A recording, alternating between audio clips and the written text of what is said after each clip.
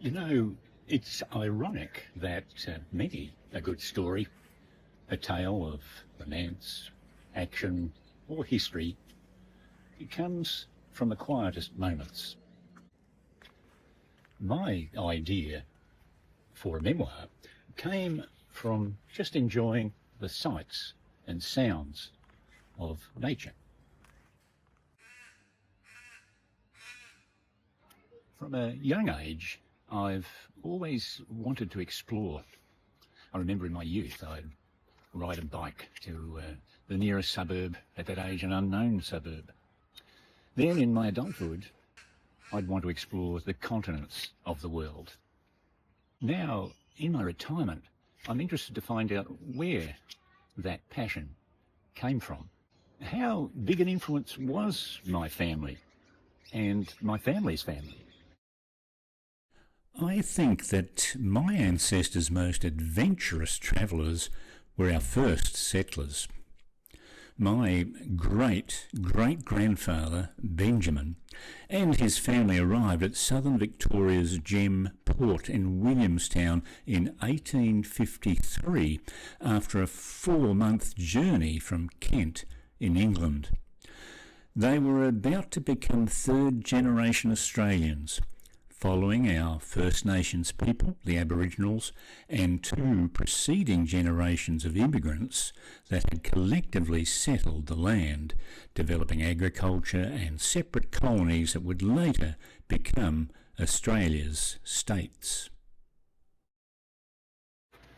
The first of my family arrived here in Williamstown in 1853. They docked at Gem Pier. Just behind me you can see the HMAS Castlemaine. They would have arrived on the Callio, an 1837 sailing ship, where they would have gotten off and seen Williamstown some 170 years ago.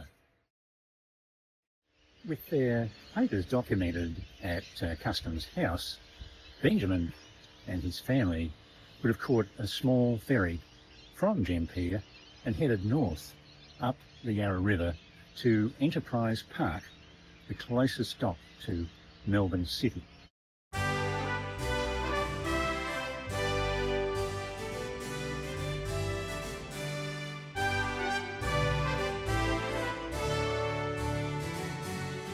I'm retracing the same journey my ancestors once took, heading north along the Yarra, the wind in my face as it might have been in theirs.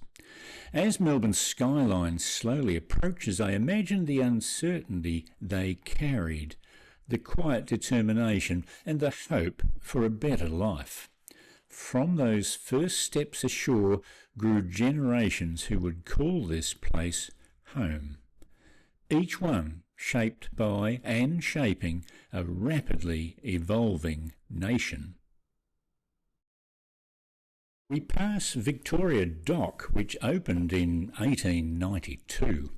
Benjamin's son, my great-grandfather Alfred, a 4th-generation Australian, would have watched its construction as Victoria boomed through wool, gold, trade and nationhood. Melbourne Port became the lifeblood of a colony that became a state in Australia's federation in 1901. Post-federation saw Melbourne rapidly change into an industrialised city.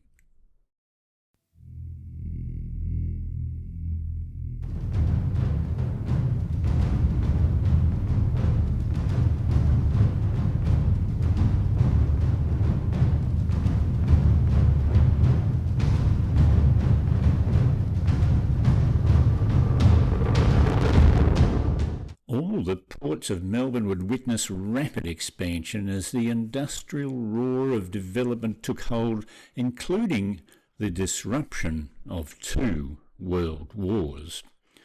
Battleships and converted ocean liners would fill the docks, transporting troops to Europe, Asia and the Middle East. My grandfather, Alfred William, a fifth-generation Australian, served in World War I before watching his son, my father, Lawrence Alfred, witness the horrors of World War II, having served overseas in the Middle East and Papua New Guinea.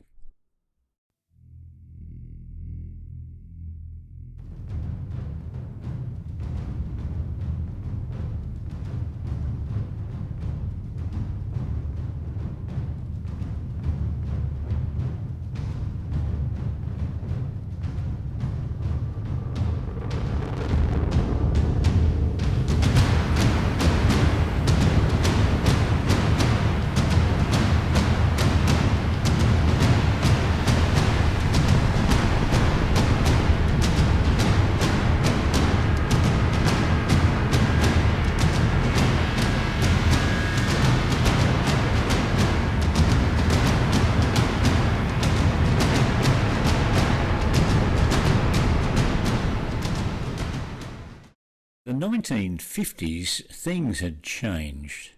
My father, Lawrence Alfred, saw the rapid automation and growth of manufacturing and immigration after returning to Melbourne and raising our family. He witnessed the post-World War II population surge move into suburbs, becoming the growing middle class. Jobs would move from agriculture to the industrial sector, forcing families to adapt to rapid change. The Docklands began to quiet as automation took hold.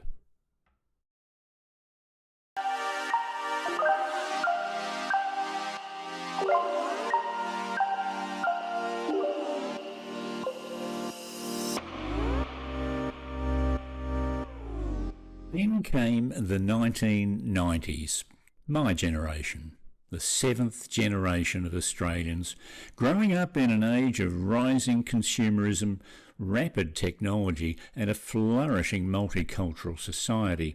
We watched as Docklands evolved, shaking off its rusted silence to become a vibrant, modern, urban precinct. Now my ferry journey comes to an end, gliding past Marvel Stadium, Webb Bridge and the soaring glass towers of a reimagined city before docking near Enterprise Wharf, that cherished remnant of Victoria's early colonial past. It's a front row seat to Melbourne's transformation, one that my ancestors helped set in motion and one I now witness in return.